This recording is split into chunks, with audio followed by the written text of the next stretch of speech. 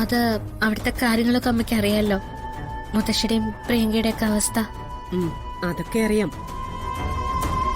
എന്നാലും ഇടയ്ക്ക് ഇതുവഴി ഒന്ന് വരാലോ,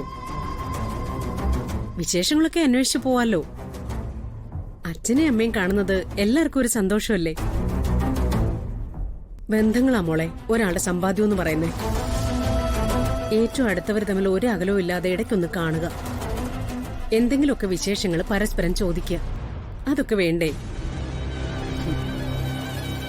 മോളൊരു കാര്യം ചെയ്യും, അമ്മയെ വിളിച്ചിട്ട് പറ്റുമെങ്കിൽ നാളെ അമ്മയോടും അച്ഛനോടും കണിമംഗലത്തേക്കൊന്ന് വരാൻ പറയും.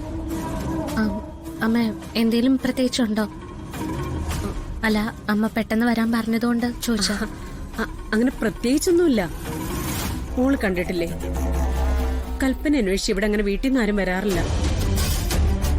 കൽപ്പനയ്ക്ക് അത് വലിയ ആഗ്രഹവുമില്ല. മോളങ്ങനെയല്ലല്ലോ, കുടുംബവുമായിട്ട് കൂടി കഴിഞ്ഞ കുട്ടിയല്ലേ. ബന്ധുക്കളൊക്കെ ഇടയ്ക്കിടെ വരുന്നതും പോകുന്നതൊക്കെ അച്ഛന് വലിയ കാര്യ. 1-2 ദിവസമായിട്ട് ആറ്റുവാശ്ശേരിന്ന് ആരെയും കാണാറില്ലല്ലോ എന്ന് പറഞ്ഞ് ചോദിക്കുകയും ചെയ്താ.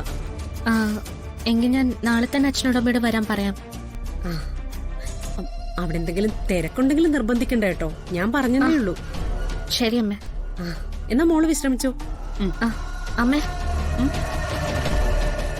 എന്താ മോളെ? അത് ഒന്നുമില്ല.